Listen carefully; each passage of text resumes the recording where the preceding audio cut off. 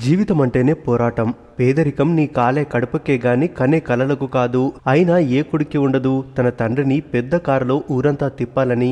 ఏ కూతురు అనుకోదు తన తల్లికి తాను బాసటగా ఉండాలని. ఆర్థిక పరిస్థితులు ఎన్ని ఉన్నా, చుట్టూ ఎదురయ్యే సమస్యలు ఎంత పెద్దవైనా వాటిని తట్టుకొని నిలబడి ఆ కలని సాకారం చేసుకోవడం అంటే ఆషామాషి కాదు.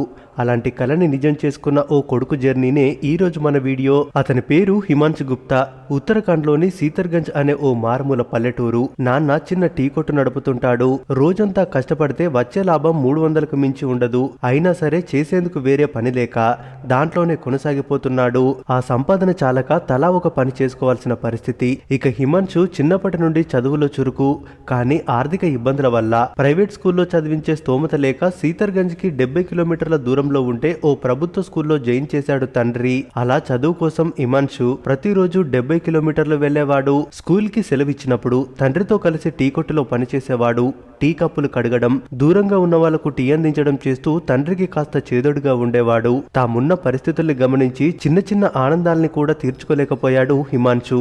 ఏ రోజుకైనా గొప్పగా ఎదగాలని, గొప్పగా బ్రతకాలని, అది ఒక్క చదువు వల్లే సాధ్యమనుకున్నాడు. ఎన్ని ఇబ్బందులు వచ్చినా చదువుని మాత్రం దూరం పెట్టకుండా కష్టపడి 10వ తరగతిలో, ఇంటర్లో మంచి మార్కులతో పాస్ అయ్యాడు. అప్పుడే తన మీద తనకి ఓ ధైర్యం వచ్చింది. ఇక ఆ ధైర్యంతోనే ఓ పక్క చదువు కొనసాగిస్తూనే పిల్లలకు ట్యూషన్లు చెబుతూ కుటుంబానికి ఆర్థికంగా దన్నుగా నిలబడ్డాడు. దానితో పాటు బ్లాగులు రాస్తూ, స్కాలర్షిప్స్ అప్లై చేస్తూ వచ్చే డబ్బులతోనే ఫీజులు కట్టి హిందూ కాలేజీలో డిగ్రీ పూర్తి చేశాడు.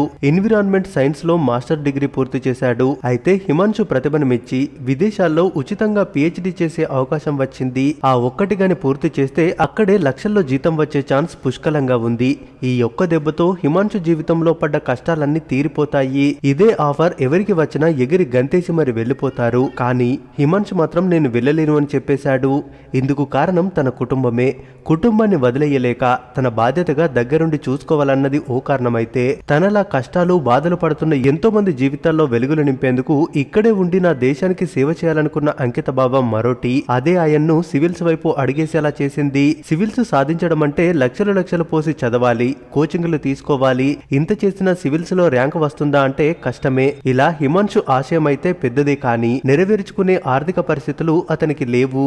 దాంతో తండ్రితో పాటు టీ కొట్టులో పనిచేస్తూ రోజు పేపర్ చదివేవాడు. ఫ్రెండ్స్ దగ్గర ఐఏఎస్ కి సంబంధించిన పుస్తకాలను అరువు తెచ్చుకొని ప్రిపేర్ అయ్యేవాడు. అలా ఎన్నో ఆశలతో చేసిన సివిల్స్ మొదటి ప్రయత్నం ఫెయిల్ అయిపోయింది. పర్లేదని రెండవసారి రాస్తే ర్యాంకు తక్కువ రావడంతో ఐఆర్టీసీలో ఉద్యోగం వరించింది. కానీ హిమాంశు టార్గెట్ కలెక్టర్ అవ్వడం. దాంతో ముందు చేసిన పొరపాట్లను సరిచేసుకుంటూ మరింత మెరుగ్గా ప్రిపేర్ అయి రాసినా ఫలితం లేదు. ఇలా 3 సార్లు వరుసగా ఫెయిల్ అయ్యాడు. ఇదంతా నీకెందుకు? మీ నాన్న టీ కొట్టుతో ఎంత కష్టపడుతున్నాడు? కాస్త సాయంగా దొరికిన ఉద్యోగం చేసుకోక ఈ ఐఏఎస్లు ఐపీఎస్లు ఎందుకు అంటూ సూటిపోటి మాటలు ఎదురయ్యేవి. కానీ తన కుటుంబం మాత్రం నువ్వు సాధిస్తావని ప్రోత్సహించడంతో 4వసారి సివిల్స్ రాసి 2020 ఆల్ ఇండియా 139 ర్యాంకుతో ఇండియన్ అడ్మినిస్ట్రేటివ్ సర్వీస్ లోకి సెలెక్ట్ అయ్యాడు హిమాంశ్. ఎన్నో కష్టాలు, బాధలు, అవమానాలు, ఆకలి కేకలు అనుభవించిన ఆయన పట్టువీడని విక్రమార్కుడిలా చివరకు తాను అనుకున్నది సాధించాడు. ఏ కొట్టు దగ్గరైతే టీ కప్పులు కడిగాడో ఇప్పుడు అదే ప్రాంతంలో కలెక్టర్ గా విధులు నిర్వహించే గొప్ప అవకాశం దక్కింది. తన ట్రైనింగ్ అయ్యాక కలెక్టర్ కారులో ఆ టీ కొట్టు ముందు ఆగి అందరినీ ఆశ్చర్యానికి గురి చేశాడు హిమాంశ్. సో చూశారు కదా, లైఫ్ లో సక్సెస్ అవ్వడం అంటే అంత ఈజీ కాదు. కష్టపడాలి, ఓర్చుకొని నిలబడాలి. ఎన్నిసార్లు ఫెయిల్యూర్స్ పలకరించినా వెరవకుండా అనుకున్న లక్ష్యం కోసమే పోరాటం చేయాలి. అప్పుడే సక్సెస్ లో ఉండే మజా తెలుస్తుంది.